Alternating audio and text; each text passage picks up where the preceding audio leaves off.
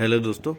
अभी government of India की तरफ से जो IRDAI है, insurance regulatory and development authority of India, उसने 31 जनवरी 2024 को एक नोटिस जारी किया था।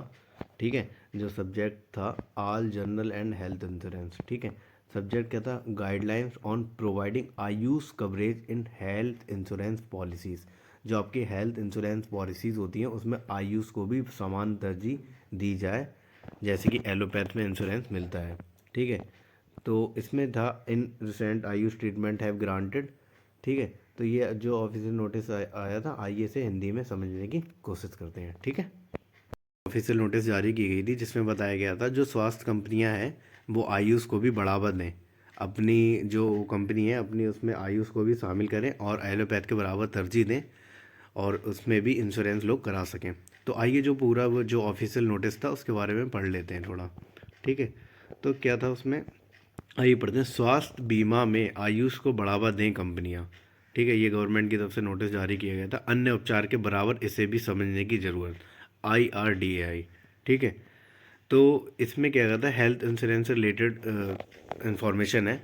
IRDAI ने कहा है कि कंपनियों को अपनी मौजूदा योजनाओं में ज़रूरत संशोधन करना चाहिए और संशोधित दिशा निर्देशों का अनुपालन भी सुनिश्चित करना चाहिए।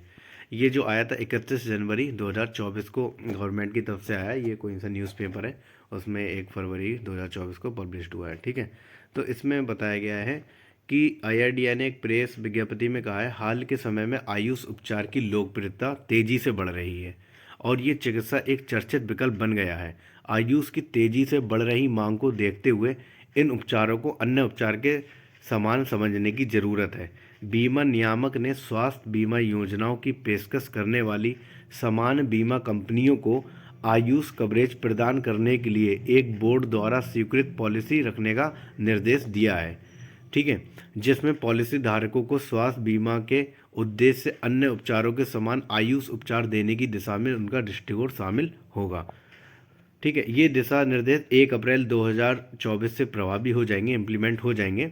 हाल में जनरल इंश्योरेंस काउंसिल GIC ने कैशलेस एवरीवेयर पहल शुरू की, जिसका मकसद पॉलिसी धारकों को गैर जुड़े अस्पतालों जो क्लिनिकल एस्टेब्लिशमेंट एक्ट के तहत पंजीकृत है में भी कैशलेस ट्रीटमेंट उपलब्ध कराना है। नियामक ने कहा है कि कंपनियों को अपनी मौजूदा योजनाओं में जरूरी संशोधन करना चाहिए और संशोधित दिशा निर्देशों का अनुपालन भी सुनिश्चित करना चाहिए।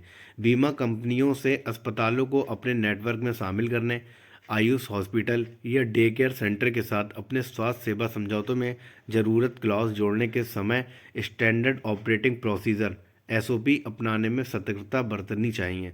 संभावित धोखाधड़ी और व्यवस्था के दुरुपयोग से निपटने पर जोर दिया जाए।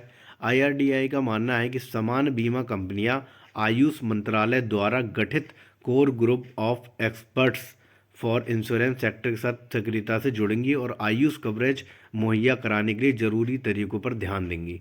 ठीक है, तो दिसंबर में मद्रास उच्च न्यायालय ने राशि के भुगतान के संदर्भ में आयुष उपचार को एलोपैथी उपचार के समान समझे जाने के लिए IRDAI को निर्देश दिया था। ठीक है, तो इसमें क्या होगा, आयुष में जो अपना यूनानी है, सिद्धा है, सिद्ध ऋग्वा है और यूनानी आयुष आयुर्वेद, तो इसमें क्या होगा, सभी को फ़ायदा मिलेगा। जाहिर सी बात है, जब लोगों को इंश्योरेंस मिलने लगेगा इस चीज़ का इलाज कराने के लिए, आयुष में भी आप इलाज कराएंगे तो आपको इंश्योरेंस कराया जाएगा, क्योंकि भारत सरकार के निर्देश है। तो जाहिर सी बात है सभी कंपनियां इसमें बढ़ चढ़ के हिस्सा लेंगी जो इंश्योरेंस कराती हैं। तो ये एक आयुष की अपनी तरक्की हो रही है और बिल्कुल आगे भी होती रहेगी। ठीक है, और कोई अपडेट होती है तो जल्दी आपको अपडेट किया जाएगा। Thank you so much.